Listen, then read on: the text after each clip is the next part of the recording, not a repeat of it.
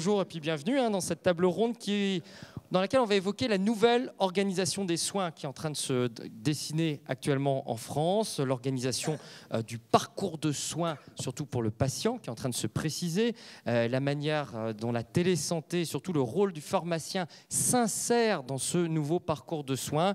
Et vous verrez, dans cette table ronde, on va évoquer entre autres les nouvelles directives en matière de parcours de soins du patient, l'opportunité à voir comment vont se développer des solutions de télésanté en officine, et puis aussi, on en parlera quand même parce que c'est un sujet important, la possibilité maintenant, depuis quelques jours, de vendre des médicaments sans ordonnance sur Internet. Et pour évoquer tout ça, on a la chance d'avoir autour de nous Pierre Simon, donc, qui est président de l'ANTEL, qui est l'Association nationale de télémédecine, François Lescure, qui est un habitué de ce plateau, puisqu'il était primé l'année dernière dans cette université d'été. Il est président de Médecins Directs. C'est une société qui travaille depuis plusieurs années maintenant sur un projet de corner de télémédecine en pharmacie. Il nous dira où il en est aujourd'hui de ce projet, un an après son Grand Prix ici. Martial Fraisse, qui est président de l'Ordre des pharmaciens d'Île-de-France. Jean-Jacques Morfois de l'ARS Midi-Pyrénées. Et puis Jacques Chevalet, qui est directeur Pierre Fabre Santé. Pierre Simon, avant de rentrer précisément dans l'évolution du rôle du pharmacien à partir d'aujourd'hui, à partir de 2013 et jusqu'à 2020, c'est bien parfois d'avoir un petit retour en arrière et de voir comment ces 10-15 dernières années, les choses ont évolué en France. On avait un système très hospitalo-centré, quand même, il faut le dire ici, et on voit les choses évoluer assez rapidement, notamment grâce à la télémédecine. De quelle manière précisément ? Oui, donc vous avez raison de souligner l'évolution de notre demande de soins au cours des 15 dernières années, ou même des 20 dernières années. Nous sommes passés progressivement d'une demande de soins centrée sur la maladie aiguë et qui avait sa propre organisation, notamment autour de la médecine à l'acte, à une demande de soins majoritairement liée à la maladie chronique du vieillissement. Donc je crois que ça a basculé et on l'a vu à l'hôpital. Et l'hôpital, effectivement, depuis la loi Debré de 1960, donc, avait développé, structuré, disons, ces établissements de santé pour qu'ils soient des pôles d'excellence en matière de recherche, de soins. Et il est vrai que la maladie chronique, lorsqu'elle est apparue dans le paysage des systèmes de santé, a mis en cause l'hospitalocentrisme, car il était inutile d'hospitaliser en permanence des patients pour un avis spécialisé simplement, ou pour des soins, ou parce qu'on n'avait pas de ce qu'on appelait des lits d'aval, si vous voulez. Alors, sachant que le coût hospitalier avait considérablement explosé au cours des dernières années. D'autant plus que la société a aussi beaucoup évolué, beaucoup changé. Elle a vieilli et la maladie chronique aujourd'hui est devenue quand même l'élément de soins majeur. Tout à fait. On a pris 15 ans de vie supplémentaire depuis 1950, donc il faut le savoir. Et donc on a les maladies chroniques liées au vieillissement. Et aujourd'hui, par définition, une maladie chronique ne guérira pas. Elle accompagnera le patient jusqu'à son décès. Et il faut créer une nouvelle filière de soins qui aille de la ville à l'hôpital, du domicile à l'hôpital. Et je pense que c'est là que la télémédecine apporte un appui considérable, puisqu'elle va permettre de coordonner, disons, l'offre de soins. C'est important ce que vous me dites, ce retour qui n'est pas si vieux, 10-15 ans en arrière. On passe d'un système sur un hôpital très performant sur des maladies aiguës, des pathologies aiguës, et on voit que le vieillissement de la population entraîne une autre demande, donc un autre paradigme derrière tout ça. Qu'est-ce que cela change concrètement pour les professionnels de santé, pour le parcours de soins du patient au quotidien ? Ça les oblige à se réorganiser. Je dis souvent, il n'y a pas de télémédecine sans réorganisation des pratiques professionnelles. Et aujourd'hui, une maladie chronique, ce n'est plus uniquement, disons, la prise en charge par un médecin. C'est la prise en charge par une multitude de professionnels de santé, l'infirmier, le pharmacien, le kinésithérapeute, même le dentiste pour certaines maladies chroniques sévères. Et donc, il faut que tous ces professionnels de santé se coordonnent entre eux. Et donc, il faut qu'il y ait un projet médical commun. Et donc, on dit souvent en matière de télémédecine, il n'y a pas de télémédecine sans projet médical commun qui soit partagé par tous les professionnels de santé. S'il n'y a pas de projet médical, on ne réussit pas.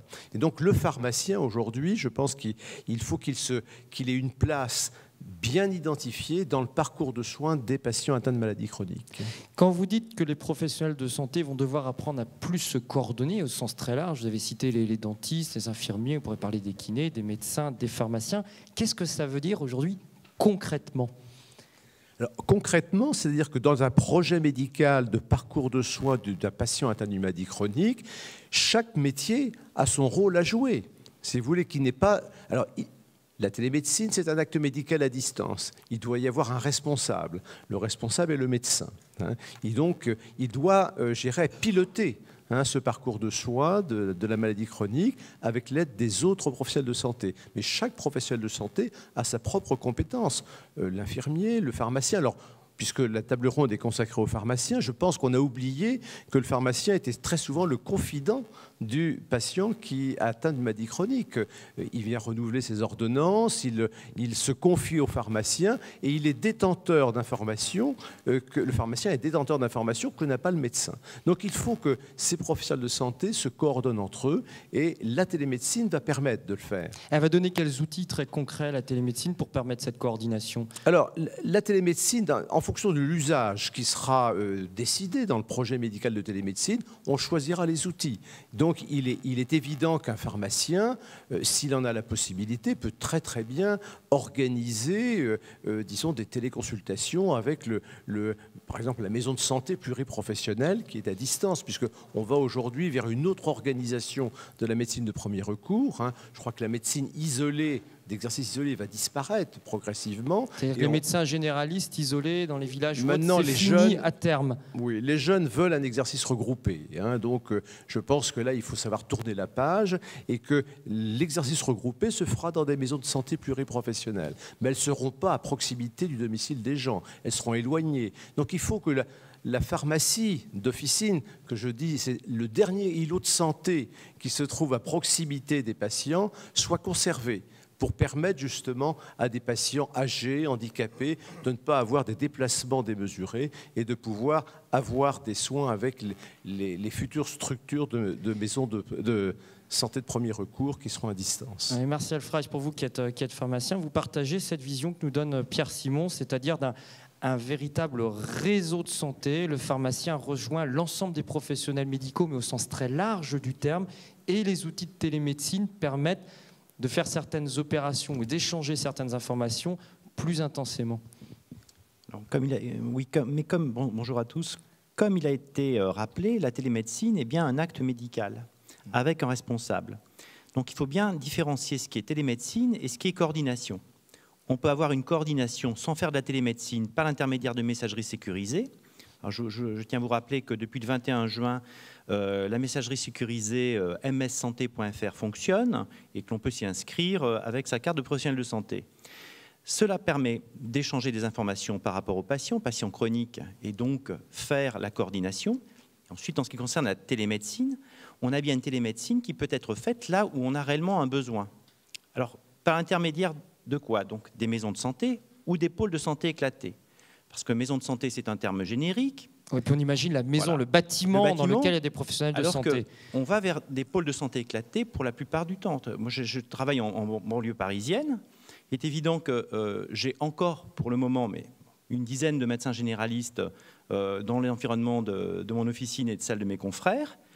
Un pôle de santé éclaté, qu'est-ce que c'est? C'est un gage d'une bonne coordination et d'une bonne prise en charge des patients. C'est-à-dire chacun travaille chez soi, mais transmet les informations des entretiens pharmaceutiques, de l'éducation thérapeutique à l'autre professionnel de santé pour savoir comment optimiser soit la dispensation du médicament, soit l'acte médical ou paramédical qui a eu lieu et mettre le patient en sécurité.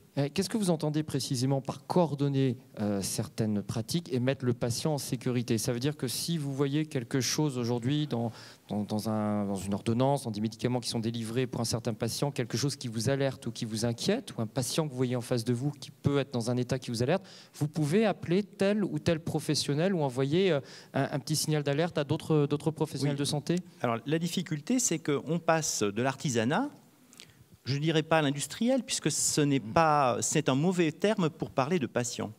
Mais on parle sur quelque chose de traçable, qui n'est pas un cahier de contact téléphonique avec médecin ou malade, mais qui permet ou à la moindre alerte, de pouvoir contacter soit un cadre de santé à l'hôpital, soit le médecin lui-même, soit le médecin généraliste pour dire qu'il y a eu un problème, dire ce qu'on a fait, ce qu'on a vu, et au moins l'informer le plus vite possible. Et tout ça au bénéfice du patient chronique ou patient aigu, cela peut arriver. Ça veut dire, et vous le dites vous avec beaucoup de justesse, qu'il faut aller au-delà de la vision du patient par son ordonnance. Le pharmacien voit souvent le patient à travers les médicaments qui lui sont prescrits. Vous devez avoir une vision plus personnalisée de votre patient. Ça veut dire quoi concrètement? C'est-à-dire qu'au lieu d'avoir simplement le premier lien qu'on avait, c'était l'ordonnance, avec des médicaments prescrits. Et qu'est-ce qu'on faisait? On faisait un commentaire d'ordonnance. J'enseigne l'éducation thérapeutique du patient. La première chose, quand on donne des exemples d'ordonnance aux pharmaciens qui viennent et qui n'ont pas été formés, c'est commence par un commentaire d'ordonnance, le conseil, la prise du matin. Mais non. Et non, ce n'est pas l'ordonnance, c'est le patient. Hier, j'ai fait un entretien pharmaceutique, un des premiers que j'ai fait à l'officine pour les AVK. Et la personne me dit vous savez, ça fait 20 ans que je roule en scooter sur AVK, sous AVK. Ça fait 23 ans que je connais cette personne. J'ignorais que son métier, c'était coursier. Ça fait 20 ans qu'il roulait en scooter sous AVK et que les connaissances qu'il pouvait avoir étaient vraiment limitées aux petites indications qu'on avait pu lui donner. Et c'est là où intervient le pharmacien, dans l'empathie qu'il peut avoir avec le malade et l'accès facilité, parce qu'on est en des erreurs d'ouverture importants, on est facilement accessible, pour pouvoir, comprendre le problème, le remonter vite le problème au médecin, si jamais on identifie, voire aux spécialistes. Ce que vous dites, vous venez de dire, je vais réaliser là l'un de mes premiers entretiens personnalisés avec mon patient. Expliquez-nous comment ça s'est passé, où ça s'est passé, qui a déclenché cet entretien, pourquoi? Les entretiens pharmaceutiques qui résultent de la nouvelle convention signée avec l'assurance maladie permettent de sécuriser, puisque c'est là le but, la première cause d'hospitalisation et la première cause de gravité. On a fait une étude en Île-de-France sur les 100 plus graves cas de pharmacovigilance retenus par les 600 de pharmacovigilance d'Île-de-France. On en avait 22 avec les anticoagulants. 22 et pouvant entraîner la mort. Donc c'était décès possible et avec vraiment très important. Donc on a bien une prévalence des AVK dedans ce genre de problème. Donc l'intérêt du pharmacien, on voit bien, c'est de mettre en sécurité, c'est le dernier maillon avec l'infirmière, si c'est elle qui distribue les médicaments à domicile, qui peut éviter les problèmes et les accidents. Mais pour que je revienne sur ce qui concrètement a changé dans votre métier, ça veut dire que vous avez aménagé au sein de votre officine un espace qui est un petit peu clos, un petit peu particulier, que vous proposez aux patients de venir vous voir. Exactement. Les pharmaciens maintenant ont quasiment tous ou un espace de confidentialité. C'est-à-dire, ça peut être la salle d'orthopédie, ça peut être un bureau. Là, c'était dans mon bureau et qui est aménagé pour pouvoir recevoir les patients, les mettre en confiance, pour pouvoir parler de leur maladie, de leurs habitudes et de leurs médicaments. Donc vous avez aménagé physiquement un espace au sein de votre officine. Comment est-ce que vous décidez, parce qu'il y a quand même beaucoup de monde qui doit venir vous voir tous les jours, que vous allez voir plutôt telle ou telle personne? C'est vous qui proposez? Vous attendez qu'un patient vous demande des renseignements? Comment ça se passe concrètement? Maintenant, on propose systématiquement. L'assurance maladie, par son site amélie.fr, nous fournit des documents pour expliquer aux patients l'intérêt des entretiens. Et à partir de là, sur chaque délivrance d'un AVK, on propose aux patients un entretien pharmaceutique. Alors, ça ne se fait pas tout seul. Certains disent bon, je n'ai pas le temps, enfin, toutes les excuses qu'on peut avoir d'habitude. Mais rapidement, quand on leur explique les problèmes et les dangers du traitement, les gens sont raisonnables. Vous savez, les Français sont assez pragmatiques. Quand ils se trouvent face à l'idée, je peux aller à l'hôpital. Ils n'aiment pas aller à l'hôpital. La première chose qu'ils aiment, c'est en sortir le plus vite possible. Donc ils sont toujours contents quand ils en sortent, quoi qu'il soit passé. C'est pareil quand on leur dit, mais vous savez, ça peut être dangereux. Et là finalement, le dialogue s'installe. Juste pour que je comprenne bien ce que vous faites dans votre pratique d'entretien thérapeutique, vous parlez avec le patient, vous pouvez lui expliquer les limites de tel ou tel traitement, tel ou tel médicament. Est-ce que ça peut aller jusqu'à, par exemple, de proposer de peser le patient, de prendre sa tension, d'avoir un ou deux indicateurs un peu plus précis? Alors, ça dépend dans quoi on s'inscrit. Par exemple, moi, je travaille dans un programme d'éducation. Je me suis inscrit dans un programme d'éducation thérapeutique sur le diabète, programme enregistré par l'ARS, diabète, prévention du risque cardiovasculaire et obésité. Alors évidemment, quels sont les outils de base? Je dirais, c'est la balance, outils de base, que ce soit diabète, obésité, insuffisance cardiaque.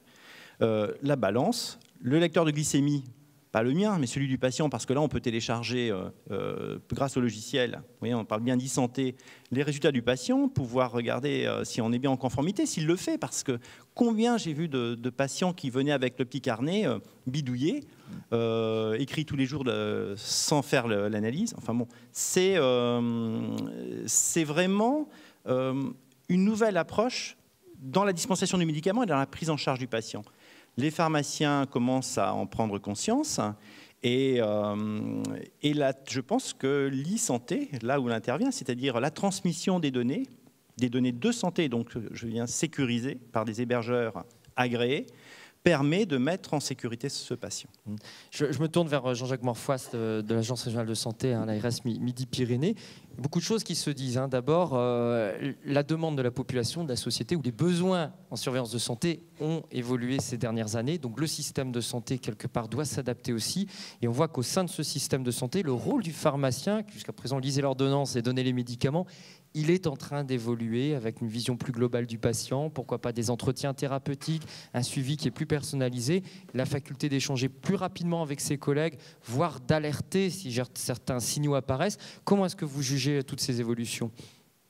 Alors, d'abord, bonjour à tous. Il y a un point en introduction qui me paraît important parce que plusieurs fois on a parlé de parcours de soins. Au niveau de l'agence, on essaie de s'attacher à parler de parcours de santé. Ce n'est pas qu'une question de sémantique.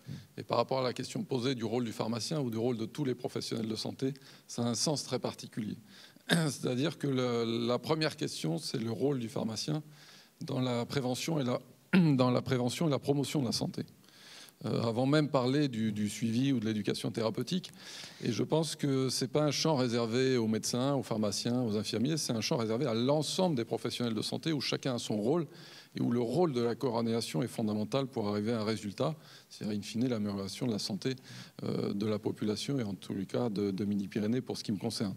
Donc vraiment, quand on a cette approche parcours de santé, alors c'est vrai que c'est très à la mode, mais ça donne un éclairage nouveau au rôle que peut avoir le pharmacien dans ce parcours de santé. Et un des premiers, c'est justement sur la prévention, sur la promotion de la santé et de la bonne santé, sur derrière effectivement son rôle éventuellement dans le dépistage, son rôle dans le conseil, dans l'éducation thérapeutique et bien entendu par rapport à toutes les maladies chroniques qu'on connaît.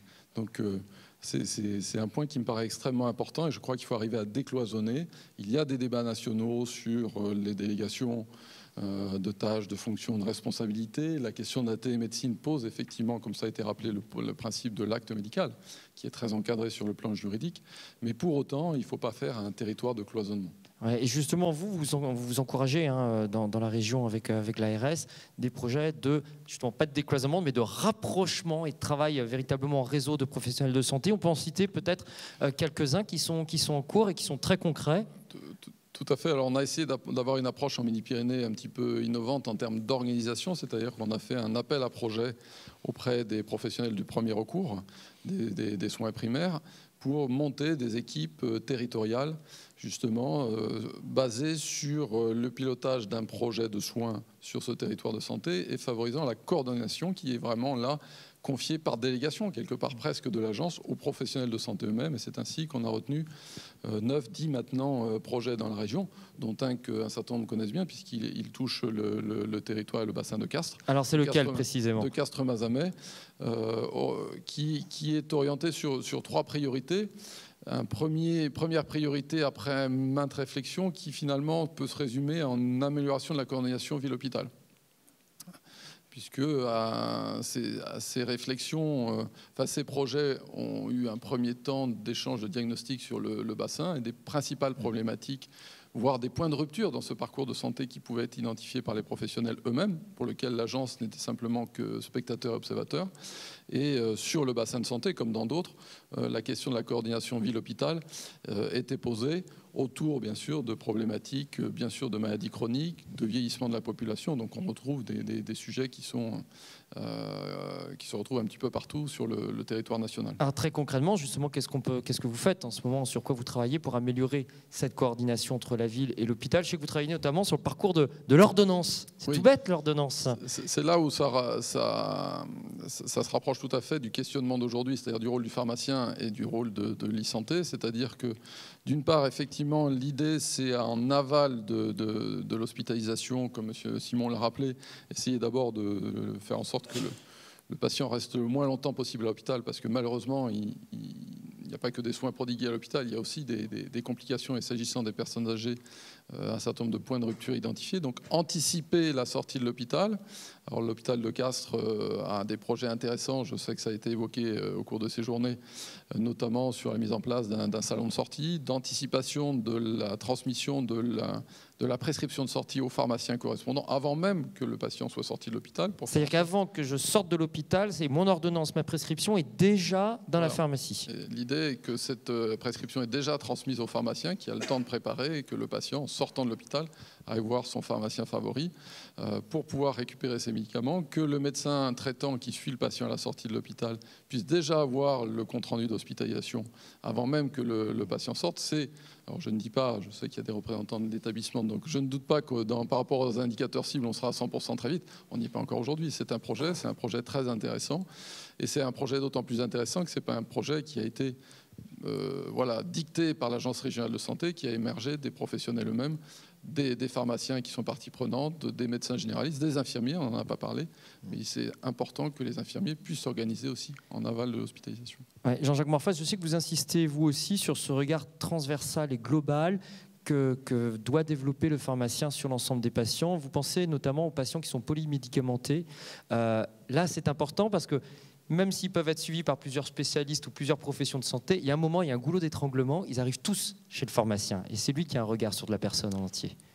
Bien entendu, puisque le médecin traitant, même si c'est son rôle premier, l'essence même de sa mission de faire cette coordination, force est de constater qu'effectivement, du fait des parcours et des prises en charge un petit peu éclatés encore aujourd'hui en France, in fine, celui qui a le regard finalement macro des prescriptions, ça devient le pharmacien, ou plus exactement, puisqu'on parle de virtualisation, aussi le dossier pharmaceutique. C'est-à-dire que, et c'est là où ces nouvelles technologies sont intéressantes, c'est-à-dire le fait de pouvoir colliger l'ensemble de ces informations dans un dossier pharmaceutique, de rendre ce dossier pharmaceutique accessible aux pharmacies à usage intérieur dans les établissements de santé, aux professionnels de santé, qu'ils soient libéraux ou hospitaliers, aux urgentistes, de savoir qu'à 3 heures du matin, on puisse avoir accès à l'ensemble des prescriptions d'une personne de 90 ans qui est confuse, c'est absolument essentiel pour la qualité de la prise en charge.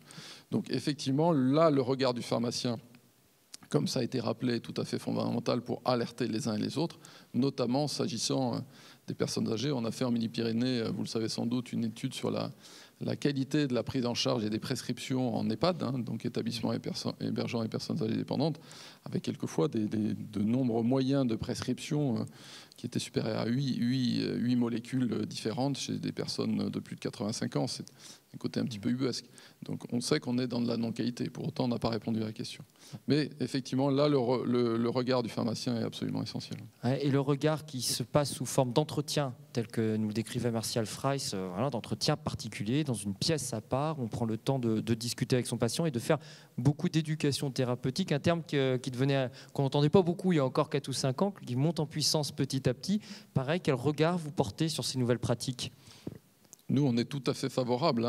L'agence a déjà essayé de favoriser, à la hauteur de ses moyens, un transfert aussi de financement du soin, de la santé vers l'ambulatoire pour essayer de favoriser effectivement cette prise en charge en amont, d'éducation thérapeutique, j'ai envie de dire même d'éducation à la santé tout court, pour effectivement faire en sorte, mais bon, ça c'est un travail de longue haleine, puisqu'on sait que le retour sur investissement ne se mesure pas là, en jours, en semaines, en mois, mais plutôt en années. Donc, mais c'est une option sur laquelle on souhaite pouvoir continuer. Jacques Chevalet, au sein des laboratoires Pierre Fabre, vous menez aussi beaucoup de projets de décloisonnement, décloisonnement, j'aime pas ce terme, de rapprochement plutôt des professionnels de santé. On peut en citer quelques-uns de très concrets que vous avez menés, pas si loin d'ici d'ailleurs.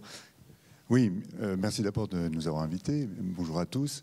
Oui, nous sommes tout à fait en phase avec les précédents intervenants, puisque dans notre maison, nous avons toujours une approche globale de la prise en charge du patient. Alors à la fois sur le produit, puisqu'on les prend en charge à la fois sur les aspects plus esthétiques ou avec des produits de correction de teint qui peuvent être adaptés à des patients cancéreux, jusqu'effectivement des traitements lourds comme les anticancéreux. Donc une prise en charge à la fois globale du patient et de considérer aussi que le patient ne doit jamais être laissé seul face à ces problématiques de santé, qu'elles soient, on va dire, très aiguës, sévères, comme des pathologies chroniques délétères, ou les maux quotidiens, les maux de gorge, puisque ça fait partie aussi de l'offre de traitement que nous apportons. Et donc on s'appuie toujours sur les professionnels de santé avec, c'est vrai, une attention toute particulière, un intérêt tout particulier au rôle du pharmacien. Et nous sommes convaincus depuis plusieurs années de l'importance de ces parcours, effectivement, de santé, et ça c'est important, et du rôle clé du pharmacien par sa proximité, de sa disponibilité vis-à-vis du patient. Et donc on a mis en place, alors il y a deux opérations, effectivement, comme nous sommes dans la région et très attachés à cette région, on travaille toujours de façon privilégiée avec les partenaires régionaux avant d'essaimer en France et hors de France. Donc on a mené un premier projet qui s'appelait l'IMUS libère du tabac.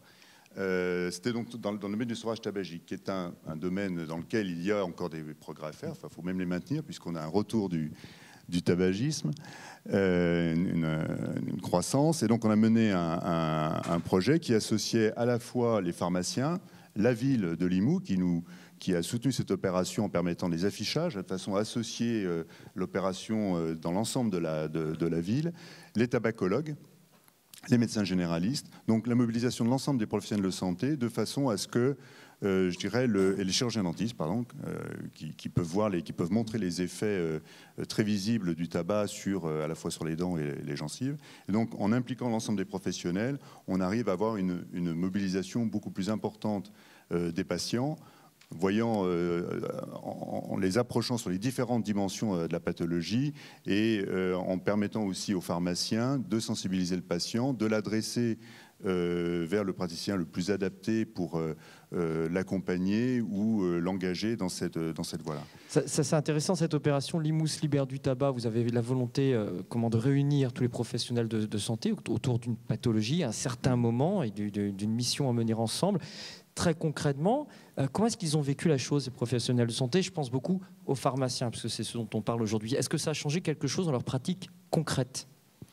Alors, dans la pratique concrète, oui, parce que je pense que ce qui est important, c'est que le rôle du pharmacien va bien sûr au-delà de la délivrance du médicament, qui est un acte important, mais il agit à la fois sur la motivation du patient, l'observance du traitement, parce que la délivrance, c'est qu'une étape. Ce qui est important, c'est l'utilisation réelle du traitement. Il peut intervenir sur l'observance, par le suivi aussi, puisqu'un patient ayant une pathologie chronique ou même sans pathologie chronique va revenir dans son officine à peu près tous les mois, donc il est vraiment le plus à même d'effectuer un suivi du patient, et puis aussi le dialogue qu'il est possible d'engager au comptoir au moment de la délivrance, au moment de la demande du patient. Donc on a bien mobilisé les pharmaciens, on arrive à assez bien mobiliser aussi les spécialistes. C'est plus compliqué avec les médecins généralistes qui sont multi-sollicités, qu'on retrouve sur beaucoup de thématiques. Mais je dirais il faut projet après projet, arriver à mobiliser l'ensemble des acteurs. Un autre projet sur lequel vous travaillez aussi, qui est autour du diabète, des soins bucco-dentaires. On peut citer aussi, parce que ça, c'est vraiment c'est du concret. Tout à fait. Alors, il y a un fait qui est assez connu, qui est établi par de nombreux travaux cliniques, qui est reconnu aux États-Unis, puisque l'atteinte parodontale, en fait, c'est les atteintes du parodonte chez les patients diabétiques. Le parodonte, c'est tous les tissus de soutien des dents, donc c'est quand même important. Et il y a donc à la fois une incidence forte des atteintes parodontales chez les patients diabétiques et une influence de cette pathologie diabétique sur l'état du diabète, puisqu'en traitant la pathologie parodontale, donc un état inflammatoire, on améliore l'HbA1c, enfin l'hémoglobine glyquée, qui est un des critères d'amélioration du patient diabétique. Or, bon, c'est connu, mais c'est vrai que le patient diabétique, il y a tellement de thèmes à prendre en charge que parfois, bon, il est classé 6e dans les risques diabétiques par l'association américaine de diabétologie. Bon, on l'oublie un petit peu. Donc, et là, pour mobiliser, pour prendre en charge le patient, qu'est-ce qu'il fallait? Il fallait orienter le patient chez le chirurgien dentiste de façon à ce qu'il ait prise en charge de ses soins. Donc nous avons sensibilisé et mobilisé les pharmaciens, par le soutien d'ailleurs des URPS, mobilisé les pharmaciens, les chirurgiens dentistes, les diabétologues, les médecins généralistes, mais c'est également un peu plus compliqué du fait de la multitude des thématiques, de façon à ce qu'on améliore la fréquentation, le suivi dentaire de ces patients, puisqu'en discutant avec les chirurgiens-dentistes, il s'avérait qu'il n'y avait pas de suivi plus attentif sur ce type de patient qui est pourtant plus à risque. Ouais, donc là, on voit des projets effectivement très très concrets menés par Pierre Fabre de rapprochement des différentes professions de santé. Je vois quelqu'un à mes côtés qui doit boire du petit lait en entendant cela, parce qu'on parle de l'augmentation, le plus grand rôle finalement que va jouer le pharmacien, de sa présence sur tout le territoire, des opérations de coordination, ou en tout cas de regard global sur le patient, de la prévention de santé publique, effectivement, à côté de ses autres confrères. Et vous, François Lescure, qui aviez été primé l'année dernière, ici, à Castres, pour ce projet que vous défendez, d'un corner dans les pharmacies où on puisse accueillir le patient en partant du postulat que des pharmacies, des officines, on en trouve encore sur tout le territoire, qu'on a un bon maillage, que le patient... Et il va facilement aussi se confier souvent à son pharmacien, qu'on peut l'accueillir et pratiquer, pas des actes, mais en tout cas un meilleur suivi du patient. C'était l'idée de votre projet. Vous cherchiez des pharmacies à l'époque pour se lancer dans l'aventure. Aujourd'hui, un an après, vous en êtes où ? Alors aujourd'hui, on en est au déploiement dans les pharmacies, puisque on a finalisé toute la partie, parce que des projets comme SIMPAD, c'est relativement complexe. Je vais passer sur les aspects légaux, réglementaires, juridiques, assurantiels et autres et tout, mais à part ça, tout va bien. Donc aujourd'hui, on va se déployer dans une phase de test. On a ciblé une vingtaine de pharmacies. Il a fallu assembler parce qu'en fait, finalement, le rôle de médecin direct dans ce consortium, c'était aux phases projet, donc on était un certain nombre de sociétés autour de ce projet-là.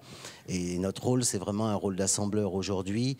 Ce qui différencie beaucoup l'année dernière d'aujourd'hui, c'est que, et plusieurs personnes l'ont dit, c'est l'évolution de la technologie est considérable. En 6 mois de temps, on a des évolutions considérables de technologie.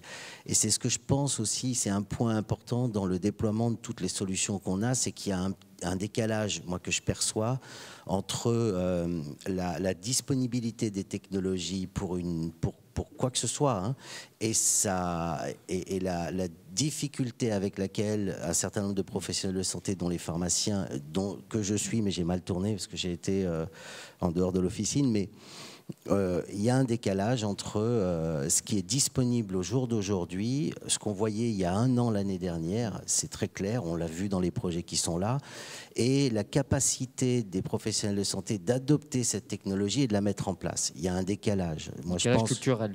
Un décalage culturel, et puis un décalage aussi de moyens, parce que c'est bien gentil de parler de l'entretien du pharmacien, de parler de mesures d'INR, de mesures de tout ça, mais derrière, vous êtes très clairement en décalage par rapport même si on vous le demande de le faire, il y a un petit décalage.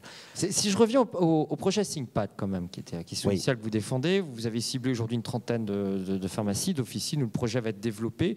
Concrètement, qu'est-ce que les malades, les patients pourront faire dans ces officines ? Alors concrètement, accompagné par le pharmacien, l'idée c'est de fournir au pharmacien un ensemble d'outils connectés. Voilà, parce que maintenant, quand on parle d'outils, de medical device et autres, la question de la connexion de ces medical devices se pose même plus. Donc on va donner un certain nombre d'outils pour que le pharmacien puisse faire un certain nombre de mesures. Alors, quelles mesures sur quel type de pathologie ?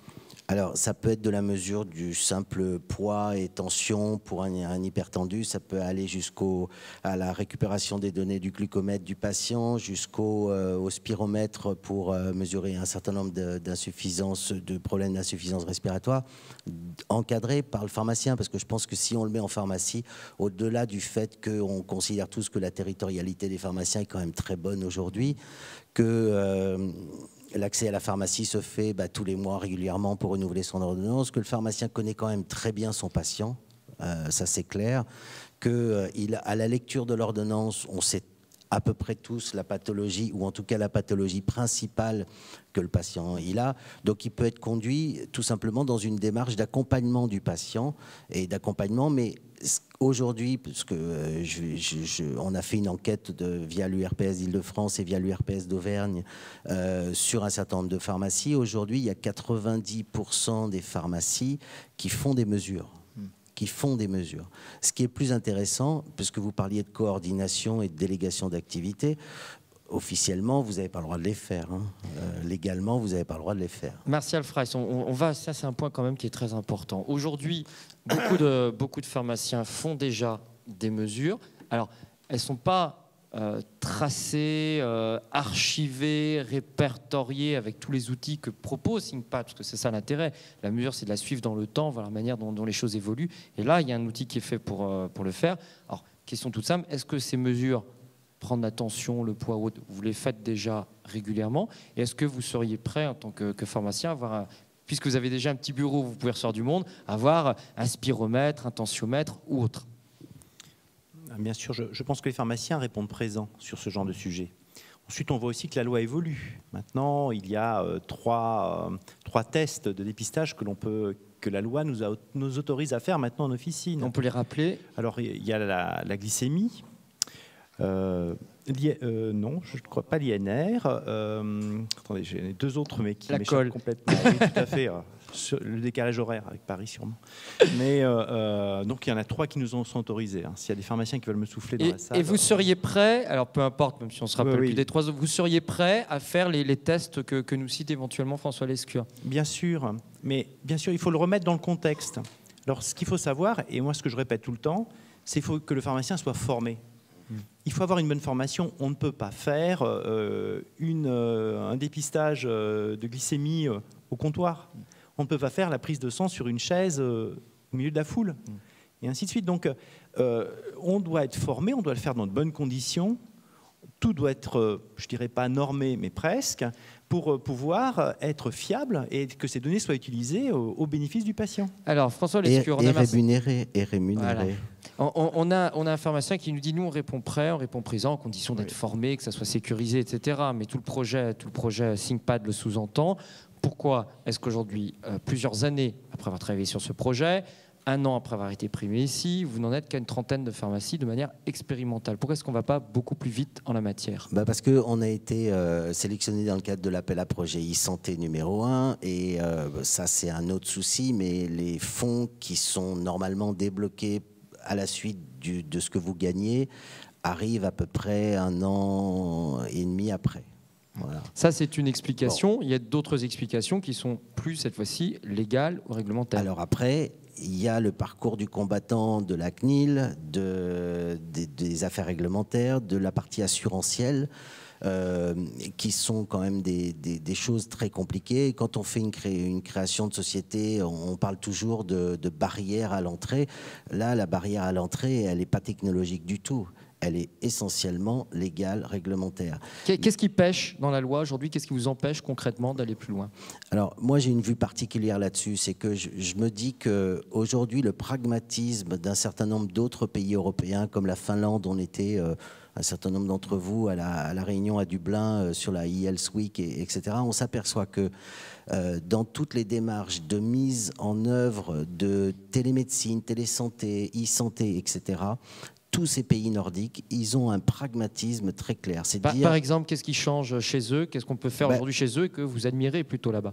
Ce qu'on peut faire très clairement, quand je vous dis que quand on interroge 500 pharmacies et qu'il y en a 90% qui vous disent qu'elles font des mesures quotidiennes de tension, de glucose, de choses comme ça, c'est reconnaître les usages. Aujourd'hui, c'est légalement pas autorisé, mais reconnaissons les usages. C'est pas le pharmacien qui s'enrichit avec ça.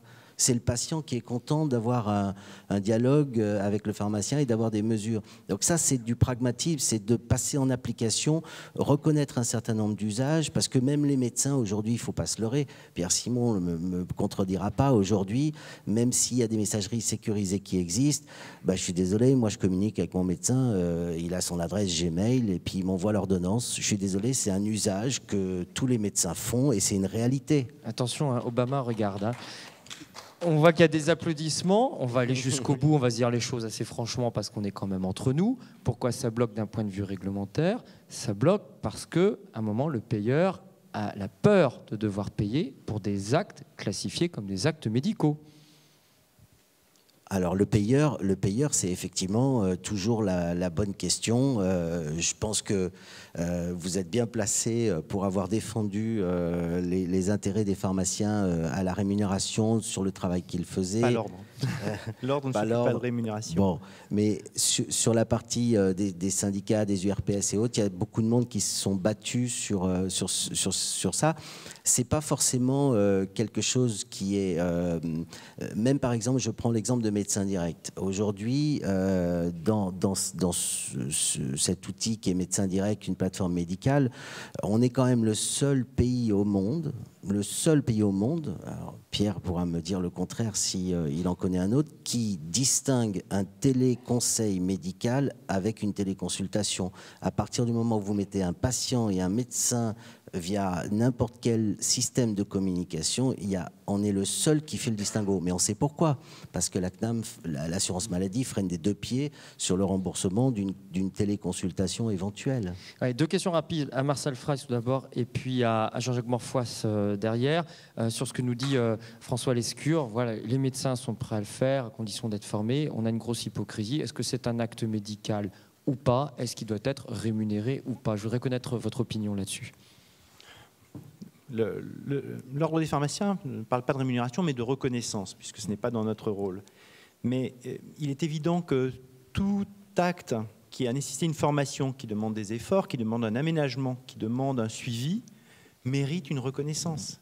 Et là, ça le paraît bien. Alors, les ARS le comprennent.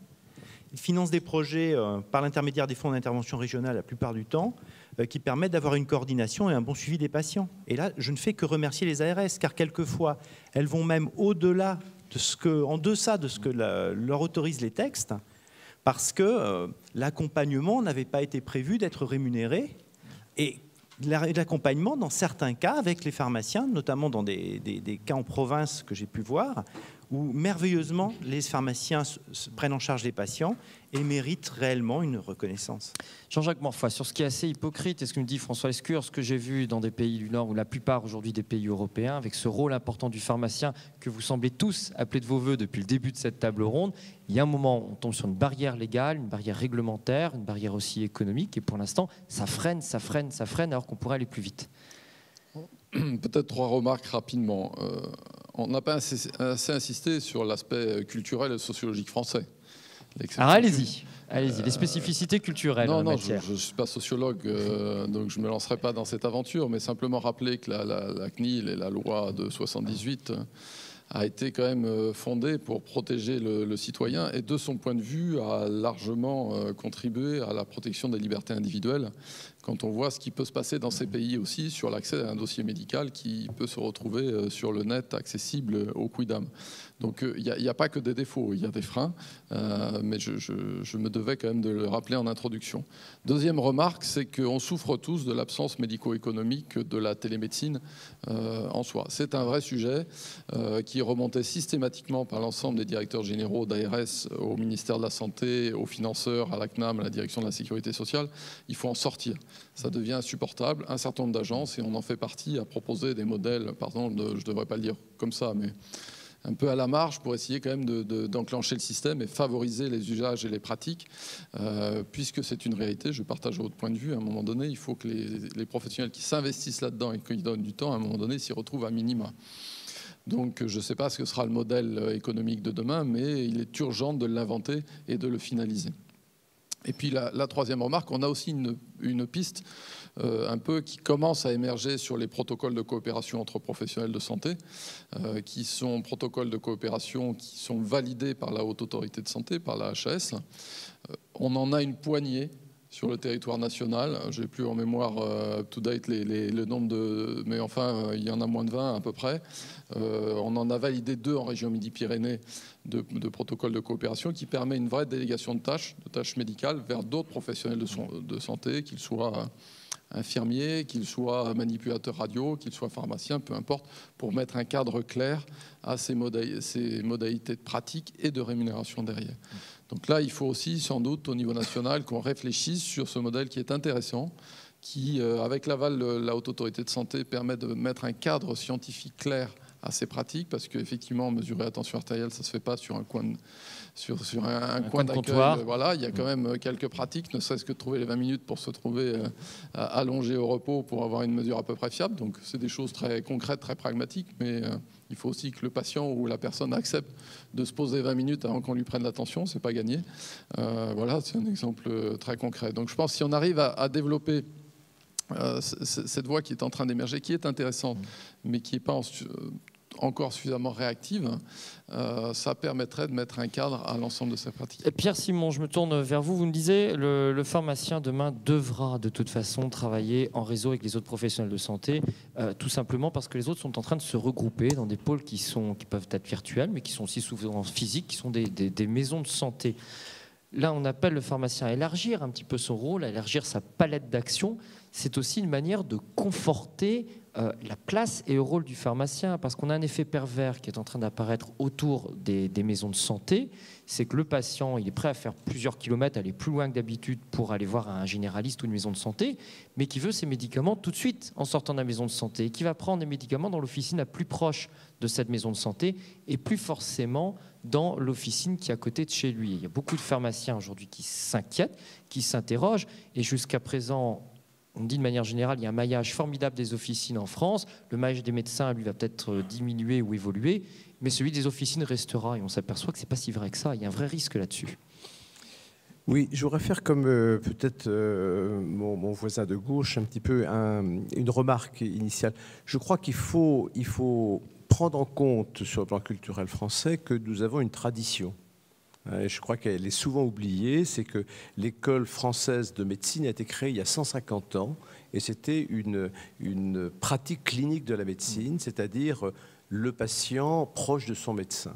Et nous vivons toujours dans cette tradition et je dirais la difficulté que nous avons en France par rapport aux pays nordiques ou aux pays plus généralement anglo-saxons, c'est de marier, disons, les évolutions technologiques avec cette pratique clinique qui est aujourd'hui rappelée très souvent par les médecins qui veulent comprendre à quoi va servir la télémédecine. Donc je crois que c'est un point qu'il faut bien avoir en tête. Le deuxième point, c'est que les actes qui sont de mesures de pression artérielle, mesures de pression d'oxygène, mesures... Il faut que ça serve à quelque chose. Il ne faut pas qu'on tombe dans le travers d'il y a 10-15 ans, quand les appareils, ou il y a 15 ans, quand les appareils de tension ont été distribués par les grandes surfaces. Moi, j'étais hypertensiologue, j'ai vu le nombre d'appels téléphoniques multiplié par 10 ou 15. Si vous voulez, les gens prenaient leur tension à n'importe quel moment. Ils étaient effrayés après de voir des tensions élevées, après un repas, après avoir vu un film. Enfin, donc, il ne faut pas tomber dans ce travers-là. Aujourd'hui, en matière d'hypertension artérielle, qui est quand même la maladie chronique la plus fréquente, 14 millions de Français sont hypertendus, il y a simplement 8 millions de Français traités. Je crois qu'il faut avoir une démarche rationnelle. C'est là que le projet médical entre le pharmacien et le médecin est très important, parce que je crois que ce n'est pas parce qu'on passe à la pharmacie qu'il faut mesurer systématiquement des paramètres. Alors j'en reviens à ma question initiale quand même. Quid du maillage des pharmacies en France, alors que les professionnels de santé, eux, se regroupent? Voilà, et donc je pense qu'aujourd'hui, nous avons à prendre en considération le fait que il y a un problème d'accès aux soins en France. Indiscutablement, des gens de plus en plus âgés, même dans les EHPAD, les médecins n'y vont plus maintenant systématiquement. Ils disent aux infirmières, vous m'appelez qu'en cas d'urgence. Il y a des gens handicapés. On sait très bien aujourd'hui que le handicap moteur diminue la fréquentation, disons, des consultations en médecine. Donc, je pense qu'il faut prendre en compte cette situation d'inégalité d'accès aux soins. Et la pharmacie, comme je dis, l'îlot de santé qui reste à proximité, je dirais, du domicile de ces gens âgés, surtout dans les zones rurales. C'est valable aussi en banlieue. C'est valable également en banlieue. Mais je pense qu'il faut réfléchir à une organisation qui permette à ces gens qui ne fréquentent plus suffisamment, disons, les médecins de premier recours, de pouvoir le faire grâce à des organisations nouvelles partant de la pharmacie. Et là, je crois que là, il y a des choses à mettre en place. Je crois qu'on peut faire aujourd'hui de la très bonne téléconsultation. Dans les pays nordiques, ils ont mis des cabines de téléconsultation. Je crois qu'il ne faut pas les mettre dans les mairies. Il faut mieux les mettre dans les pharmacies, qui sont quand même des îlots de professionnels de santé. Je crois qu'il faut développer ce type de pratique pour permettre à des gens qui ne se déplacent plus vers le cabinet médical de pouvoir y accéder de façon tout à fait de très bonne qualité et de façon sécuritaire. Jean-Jacques Morfoy, est-ce qu'on a un point de vigilance quand même à avoir autour des regroupements, notamment de médecins et des professions de santé, et le maillage des officines à côté? Oui, tout à fait. Alors, c'est un sujet presque hypersensible par les temps qui courent, puisque en fait, je partage tout à fait ce diagnostic de difficulté d'accès aux soins et qui n'est pas une question de ruralité et urbanité, c'est une question effectivement sans doute plutôt de précarité, et les îlots de précarité effectivement sont malheureusement très répartis sur l'ensemble du territoire.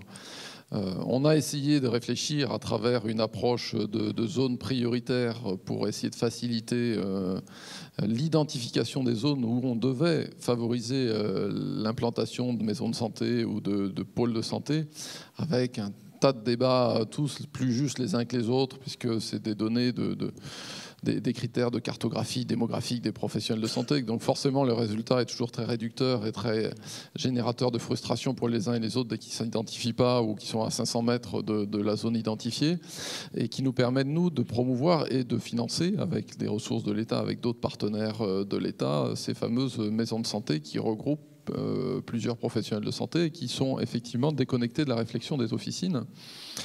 Ou théoriquement, et qu'on essaye, nous, de vérifier systématiquement la cohérence de l'identification de ces zones avec les autorisations d'officine, dont le dispositif aujourd'hui d'autorisation est déconnecté de l'identification de ces maisons de santé. C'est bien la difficulté, et notamment l'URPS de pharmacie, dont certains représentants ici ne manquent pas de nous souligner parfois l'incohérence de certains projets, parce que ça mettrait en difficulté l'officine qui est à 3 km dans la commune d'à côté et qui risque de se voir perdre toute sa clientèle. Donc ce sont des choses qu'on essaye d'intégrer, c'est pas facile. C'est lié aussi à la problématique de la permanence des soins ambulatoires et de l'identification aussi du zonage de cette permanence des soins, où bien sûr le patient aussi, quand il fait 20 km pour aller voir un médecin à 11h du soir, il n'a pas envie d'en faire 50 dans l'autre sens pour aller récupérer les médicaments. Donc ça, c'est des sujets encore une fois sensibles. C'est une réflexion très récente, puisqu'elle date d'il y a moins de 2 ans quelque part, et qui nécessitera un peu de temps et d'accompagnement et sans doute d'évolution de la réglementation aussi dans ce domaine. Jacques Chevalet, je change de sujet et encore à peine de sujet, puisqu'on parle d'éloignement, d'accès aux officines, de maillage. Une nouveauté depuis quelques jours, on peut aujourd'hui commander des médicaments sur Internet, alors avec des limites, médicaments délivrés sans ordonnance. Le site Internet doit être la prolongation d'une pharmacie physique avec un vrai pharmacien dedans.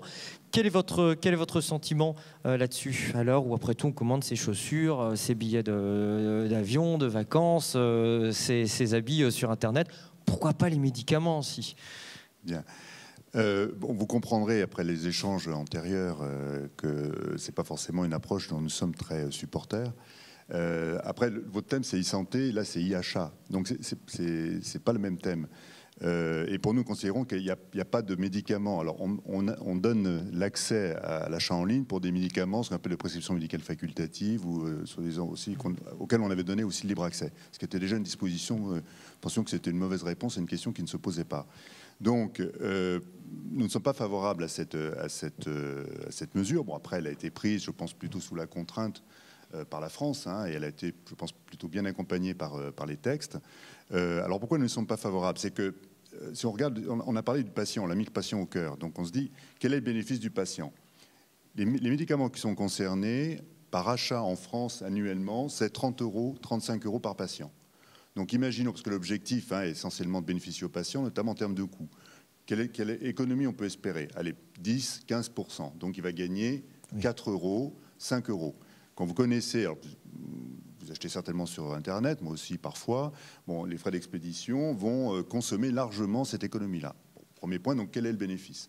Sachant que, par ailleurs, les produits concernés sont des produits, ce qu'on appelle de médication officinale ou familiale, c'est j'ai mal au ventre, j'ai mal à la gorge, j'ai mal à la tête. Bon, généralement, même en allant très vite, l'Internet va les livrer en 24 heures, peut-être dans un point relais en plus. Bon. Il faut savoir qu'en France, et on revient au réseau, le réseau pharmaceutique est au moins du même niveau de densité que celui d'un point relais, et le patient n'est jamais loin d'une officine. Donc l'officine répond à ce besoin d'urgence. Par contre, ce que peut perdre le patient, c'est la sécurisation qu'il y a par le conseil, l'adéquation du médicament au patient, à son besoin. La sécurisation également, je l'espère, mais je sais que beaucoup de confrères le font, l'inscription même de produits de prescription médicale facultative dans le DP, dossier pharmaceutique, qui n'est pas possible. Alors, le texte recommande de le faire en différé, mais il n'est pas possible de le faire à distance. Donc voilà, il y a peu de bénéfices pour le patient, certains risques, sans revenir sur le risque de contrefaçon que peut présenter l'Internet. Alors, pas les sites qui seront... Non, là, c'est extrêmement encadré, sécurisé. Mais le fait de dire, on peut acheter des médicaments sur Internet, donc on donne l'impression que c'est un bon vecteur. Or, on sait que non. Mais à terme, selon les études marketing que vous disposez ou les points de comparaison qu'on a avec d'autres pays où c'est autorisé, ça pourrait représenter quel pourcentage de la vente de ce type de médicaments? Alors, il y a des exemples, Portugal, Allemagne, il y a des chiffres d'Allemagne qui ont été communiqués récemment, c'était 3%. 3%. Bon, après, donc ça reste marginal pour les raisons, à mon avis, que je viens d'expliciter. Alors, le point après, c'est de se dire, est-ce que c'est une bonne mesure? Non. Est-ce que, par contre, l'officine doit être absente de l'Internet, que les patients fréquentent souvent? Est-ce qu'il n'y a pas des services que l'on peut proposer? Ça, nous pensons que oui. Et notamment, c'est le web to home, on n'est pas du tout favorable. Par contre, le web to shop, qui est ou le drive-in, mis en place par certains acteurs de l'alimentaire ou certains pharmaciens, bon, peut-être une bonne chose. Pourquoi? Parce que ça ne nuit pas à la sécurisation de la délivrance, au contrôle de l'adéquation du traitement aux patients. Ça peut apporter un service supplémentaire aux patients, certaines typologies, et ça permet à la pharmacie de lisser son activité et d'être plus disponible pour du conseil. Marcel Fraisse, je vais me faire quand même l'avocat du diable dans cette histoire-là. Après tout, refaire sa réserve, je vais faire de paracétamol ou de pastilles pour la gorge ou des choses comme ça, sans avoir besoin de se déplacer, tac, le soir chez soi, on commande à 10h, même si ça arrive 2 jours après, c'est pas dramatique. Et pour le pharmacien, après tout, ça peut être aussi une extension de son activité ou une extension du domaine de son officine. Mais est-ce que ça répond vraiment à un vrai besoin? La pharmacie familiale peut être source d'énormément d'ennuis, d'interactions ou de mésusages. C'est là le sujet. C'est-à-dire, si c'est pour que des médicaments dorment pendant une année, voire des années dans une pharmacie familiale, je ne vois pas l'intérêt. Quand on a mal à la tête ou quand on a mal à la gorge, on se rend régulièrement, on va chez son pharmacien, il y en a très proche. La moyenne de la France, c'est 5 minutes pour aller se rendre dans une pharmacie, en moyenne. On peut avoir une réponse, un dialogue, et un dialogue en face à face avec un pharmacien, avec un professionnel de santé qui a un bac plus 6, voire bac plus 7, et capable de donner des réponses. Donc pas franchement convaincu? Je suis convaincu que la directive des médicaments falsifiés, puisque c'est bien ça le problème, c'est que Internet est peuplé de médicaments falsifiés, nécessitait une réponse pour pouvoir garantir des médicaments authentifiés sur Internet. Bon, maintenant cette réponse est apportée, elle a un cahier des charges, mais je continue à croire que le vrai objet, c'est la venue physique du patient dans l'officine. Alors pour clore cette table ronde, puis avant de passer à quelques questions-réponses de la salle, en 2 mots, Marcel Fraisse, vous imaginez votre travail de pharmacien, de quelle manière aller à horizon 5-6 ans? Qu'est-ce qui aura changé dans votre quotidien de pharmacien? Là, on parle d'innovation.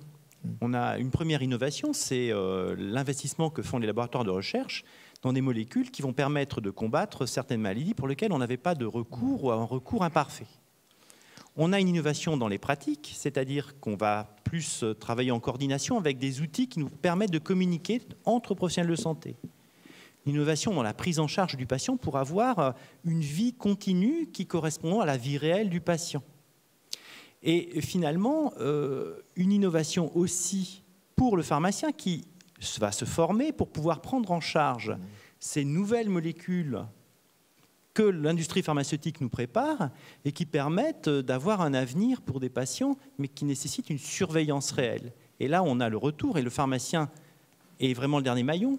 Il renverra vers l'ANSM, l'Agence du médicament, l'observation qu'il aura faite de ces produits qui sont à haute valeur ajoutée, très actifs, mais qui nécessitent une surveillance post-AMM pour lequel il faut un professionnel de santé parfaitement formé pour l'observer. Moi, je vous propose d'applaudir toutes les personnes qui ont pris part à cette table ronde.